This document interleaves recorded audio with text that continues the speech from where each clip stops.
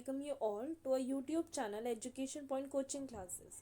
Today we're going to do worksheet number 26 of class 8th, which is based on the lesson This is Jordy's Phone. This is also a continued worksheet. हमने पहले भी इन continued worksheets को किया है इसी chapter के बारे में. अब हम आगे continue करेंगे. Okay, so question number 1 क्या है? Put the sentences in the correct order in the blanks below. यानी कि कुछ सेंटेंसेस हमें दिए हुए हैं, हमें इन्हें करेक्ट ऑर्डर में लगाना है. करेक्ट ऑर्डर का क्या मतलब है कि जब जब जो इंसिडेंट हुआ है उसके बाद हमें अगले इंसिडेंट के बारे में बताना है.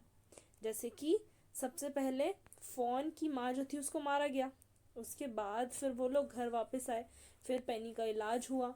ठीक है, तो ऐसे ही हमें इंसिडेंट्स को कैसे लगाना है, टाइम के हिसाब से लगाना है, क्रोनोलॉजिकली लगाना है. Okay, so let's start.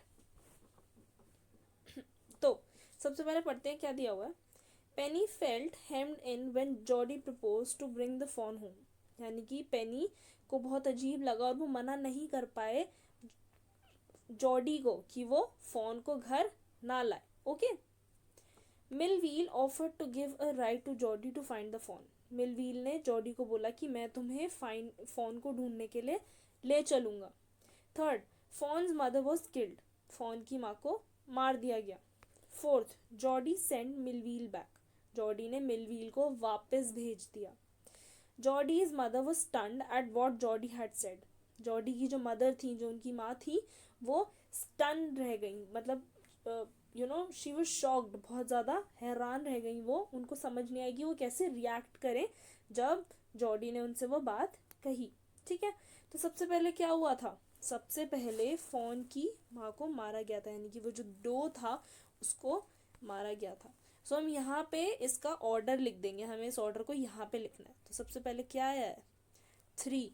Okay, उसके बाद क्या हुआ? Penny felt hemmed in when Jody propose to bring the fawn home. ठीक है, तो ये जो फर्स्ट वाला है ये यहाँ पर आ जाएगा क्योंकि थर्ड के बाद फर्स्ट हुआ था. ओके, इसके बाद क्या हुआ था? Jody's mother was stunned at what Jody had said. यानी कि जॉडी की जो मदर हैं वो उस चीज़ को सुन के हैरान हो गई जो जॉडी ने क्या कहा. जॉडी ने क्या कहा था? जॉडी के पापा मना नहीं कर पाए थे फ़ोन को घर लाने से, तो इसलिए उन्होंने कहा था कि अपनी माँ से जाकर पूछो. जब जॉडी उनके पास पूछने गया तो जो जॉडी की माँ हैं वो बहुत ज़्यादा हैरान हो गई उस बात को सुन के. ठीक है, तो ये आएगा यहाँ पर 5th. ओके, नेक्स्ट, उसके बाद क्या हुआ? मिलवील ने ऑफर किया कि मैं जॉडी को ले जाऊंगा. किसको ढूंढने के लिए? फोन को ढूंढने के लिए. तो यहाँ पर आएगा 2nd.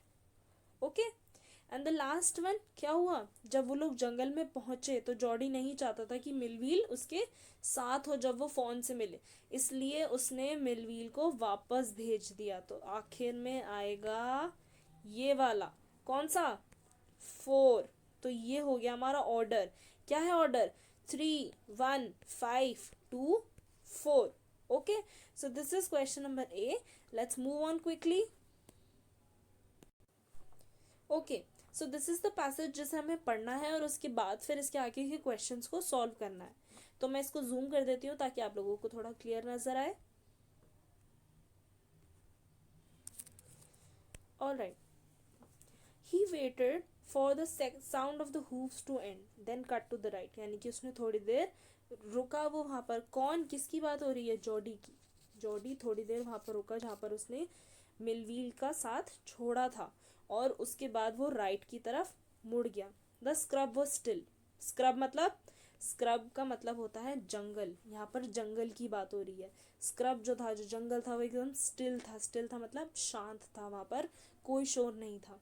Only his own crackling of twigs sounded across the silence. यानी कि सिर्फ उसी के ही ट्विग्स टूटने की आवाज़ आ रही थी. ट्विग्स का क्या मतलब होता है? जब आप जंगल में जाते हो या फिर आप जंगल की ज़मीन पर जब चलते हो तो जंगल की ज़मीन पर क्या होते हैं? बहुत सारे पत्ते बिखरे हुए होते हैं. और जब आप पत्तों के ऊपर पैर रखते हो तो क्या होता है? पत्तों के कड़कड़ाने की आवाज़ आती है, पर पत्तों के टूटने की आवाज़ आती है. तो जब जॉडी चल रहा था तो सिर्फ वही आवाज़ आ रही थी पूरे जंगल में. सिर्फ उसके पैरों की ही आवाज़ आ रही थी और किसी चीज़ की आवाज़ नहीं आ रही थी. ठीक है, he wondered for an instant if he had mistaken his direction, यानी कि उसको थोड़ी देर के लिए ऐसा लगा, मतलब कि एक मोमेंट के लिए ऐसा लगा कि कहीं वो गलत डायरेक्शन में तो नहीं जा रहा है. Then a buzzard rose in front of him and flapped on to the air. Buzzard क्या होता है? ये जो जानवर बना हुआ है यहाँ पर, ये बजर्ड है, इसे बजर्ड कहा जाता है. ठीक है, तो ये जो बजर्ड था वो एकदम से उसके सर के ऊपर से उड़ के गया front of him and flapped into the air. He came into the clearing under the oaks, यानी कि कहाँ पर चला गया वो? जो पेड़ थे, ओक्स के पेड़ थे, ओक के पेड़ थे, वो उसी तरफ चला गया. Buzzard sat in a circle around the carcass of the doe. Buzzard कहाँ पर जाके बैठ गया? एक सर्कल में. सर्कल किस चीज के आसपास बना हुआ था? जो डो था, जिस हिरनी को उन्होंने मारा था, उसकी बॉडी के आसपास बजर्ड्स इकट्ठा हो गए थे. बजर्ड्स कौन होते हैं? यूजुअली चील जो होती है, चील की ही फैमिली के होते हैं ये, मतलब कि उन्हीं की स्पीशीज़ का एक बर्ड होता है जो कि जो जंगल में बॉडीज़ पड़ी हुई होती हैं जानवरों की, कैरकैस पड़े होते हैं, उस मांस को वो लोग खाते हैं. ठीक है, तो इसलिए वो वहाँ पर इकट्ठा हो गए थे हिरनी के आसपास, ताकि वो हिरनी को खा सके. Okay, they turn their heads on their long scrawny necks and hissed at him.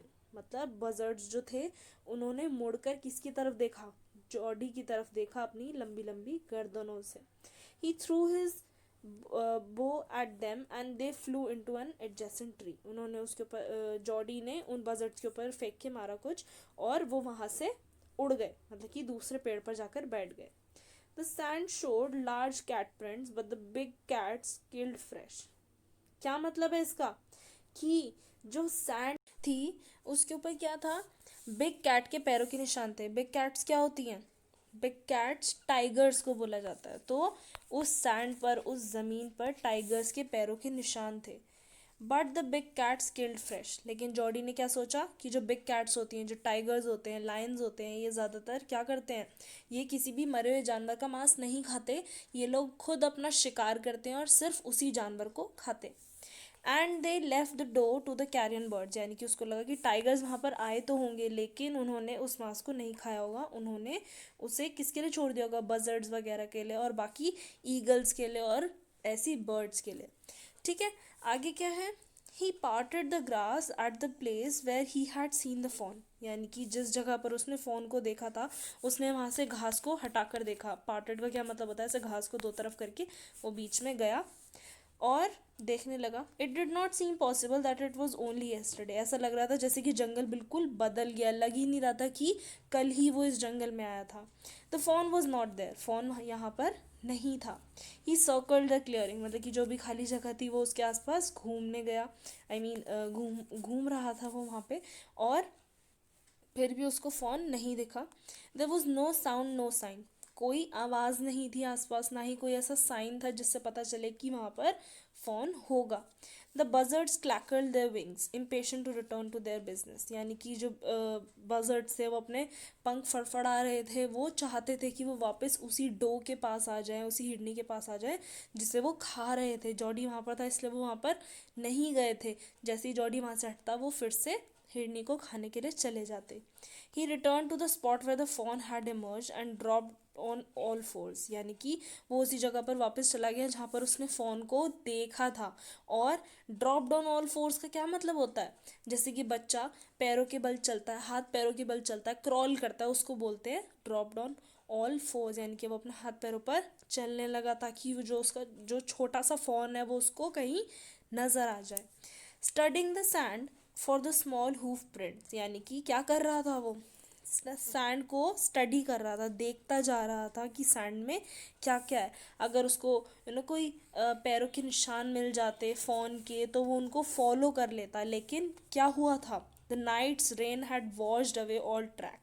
यानी कि जो रात को बारिश आई थी उसने सारे पैरों के निशान मिटा दिए थे. वहाँ पर कुछ ही पैरों के निशान थे. वो किसके पैरों के निशान थे? Those of cats and buzzards. यानी कि जो टाइगर वहाँ पर आया था उसके पैरों के निशान थे, और जो चील थी वहाँ पे बजर्ड्स थे, सिर्फ उनके पैरों के निशान बचे हुए थे. तो उसको कोई क्लू नहीं मिल रहा था, कोई एविडेंस नहीं मिल रहा था जिससे वो फ़ोन को ढूंढ सके.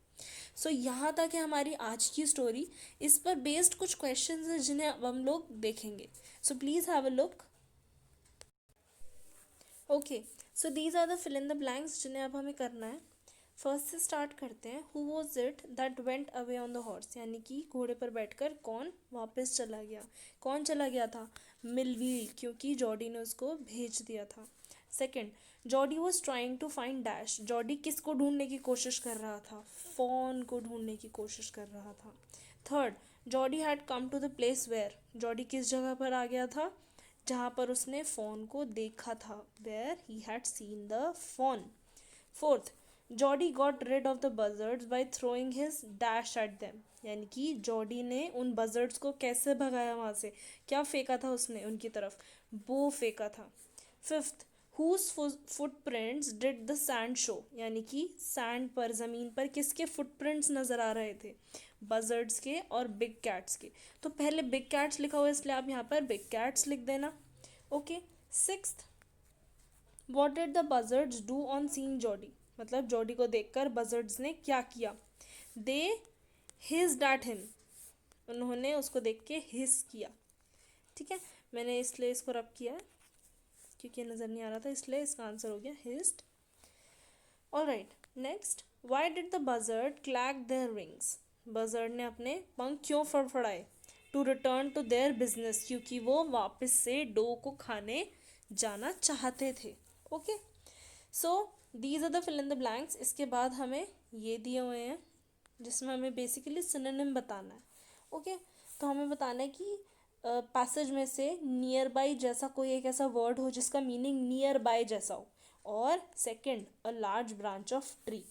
तो नियर बाय से हमें मिलता है एडजेसेंट। आप पैसेज दोबारा खोलना और देखना कि एडजेसेंट कहाँ पर है। एडजेसेंट ट्री एक जगह पर आपको मिल जाएगा लिखा हुआ, एडजेसेंट ट्री, तो ये एन है। Alright, ADJACENT।